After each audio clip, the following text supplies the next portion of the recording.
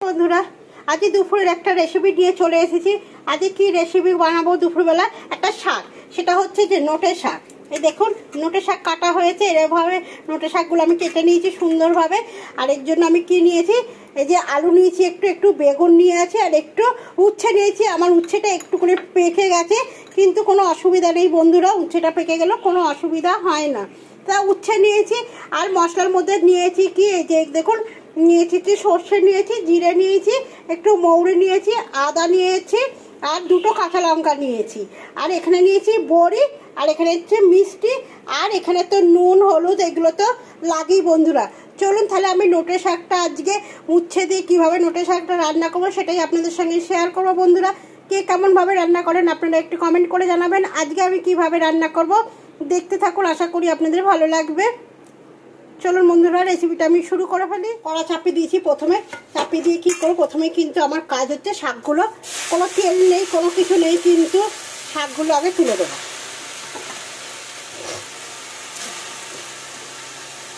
এক একটা রান্না কিন্তু অনেক রকমভাবে করা যায়, তাই না বন্ধুরা? আমি একরকম করে করছি, অন্য বন্ধু হয়তো অন্য রকমভাবে করবে, অনেক রকমভাবে করা যায়। এবার একটুখানি দিয়ে দিলাম লবণ, আর একটু দিয়ে দিলাম হলুদ, দিয়ে কিন্তু আবার যে কটা শাক আছে সব কটা তুলে দেবো। কটা শাক কিন্তু আমি তুলে দিয়েছি, দিয়ে কিন্তু এবার অপেক্ষার পালা।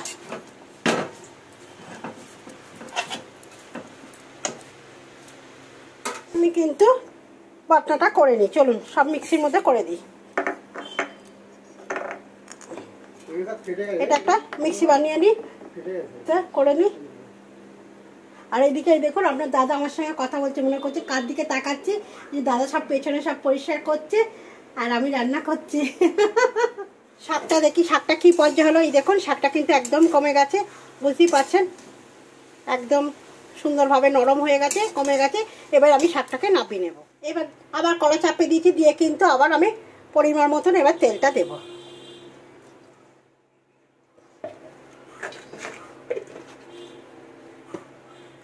তেলটা গরম হয়ে গেছে, আগে আমি বড়িগুলো ভেজে তুলে রাখবো।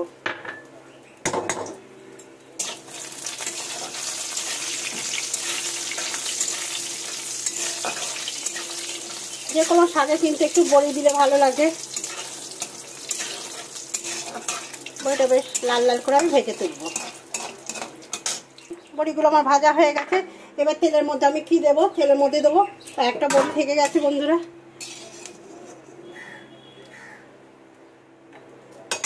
এবার তেলের মধ্যে আগে এই যে তেঁতুলটা ভেজে নেব।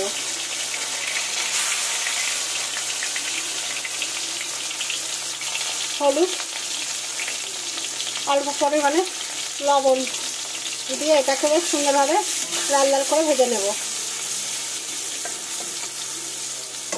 দেখুন বন্ধুরা তেঁতুলটাও কিন্তু আমার ভাজা হয়ে গেছে, এবার নামিয়ে নেবো আমি। এবার কড়ার মধ্যে কিন্তু এই যে আলু আর বেগুনটা দিয়ে দেবো।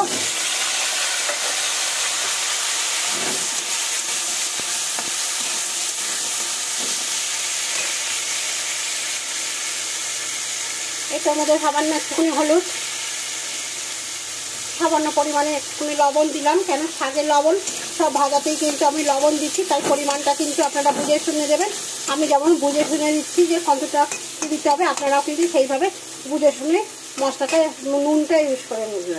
এটাও ভেজে দিয়ে নাড়াচাড়া করে নিয়েছি, নিয়ে কিন্তু এবার এর মধ্যে কী করবো, মশলাটা দিয়ে দেবো। যে মশলাটা আমি করে রেখেছিলাম সেই মশলাটা দিয়ে দিলাম। এবার পরিমাণ মতন লাস্ট হলুদ দিয়ে দিলাম, চিনির দানা দিয়ে দিলাম, দিয়ে একটু নাড়াচাড়া করে দিলাম। আমি কিন্তু লবণটা দিলাম না আর বন্ধুরা, লবণটা এবার চেক করার পর লবণটা আমি দেবো। যে শাকটা নেড়ে রেখেছিলাম সেই শাকটা দিয়ে দিলাম। আর উচ্ছে বড়ি কিন্তু এখন দেব না, এখন এটা অনেক কিছু বাকি আছে। দিয়ে সুন্দরভাবে মশলার সঙ্গে নাড়াচাড়া করে নিচ্ছি। এটা কোনো কষার দরকার নেই, কেন এটা আবার ফোড়নে যাবে, তার জন্য কষার কোনো প্রয়োজন নেই। একটু নাড়াচাড়া করেই কিন্তু আমি এই যে যেখানে বাটনা বেটেছিলাম সেখানে একটু জল পরিমাণ মতন নিয়ে আমি কিন্তু ঢেলে দিলাম। দিয়ে কিন্তু এবার সব কিছুটা একটু সুন্দরভাবে নেড়ে নিয়ে এবার এটা ঢাকা দিয়ে দেবো যতক্ষণ না আলু ঠালুগুলো সেদ্ধ হয়। অপেক্ষা করতে থাকি। চলুন বন্ধুরা, শাকটা আমার কিন্তু এইরকমভাবে হয়েছে। এবার শাকটা কিন্তু এবার আমি নাপে নেব। নাপে নেওয়ার আগে কী করবো বন্ধুরা, এই যে উচ্ছেটার বড়বড়িটা ভেজে রেখেছিলাম সেটা কিন্তু দিয়ে দেবো। দিয়ে কিন্তু এখন আমি নাপে দেবো।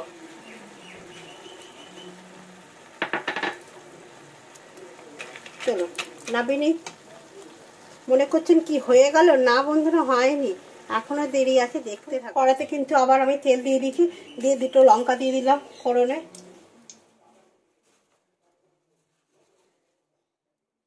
আর দিয়ে দিলাম একটু পাঁচফোড়ন দিয়ে এবার এটাকে একটু সুন্দরভাবে একটু করে ভাজা ভাজা হয়ে গেল। এবার কিন্তু আমি শাকটা দিয়ে দেবো।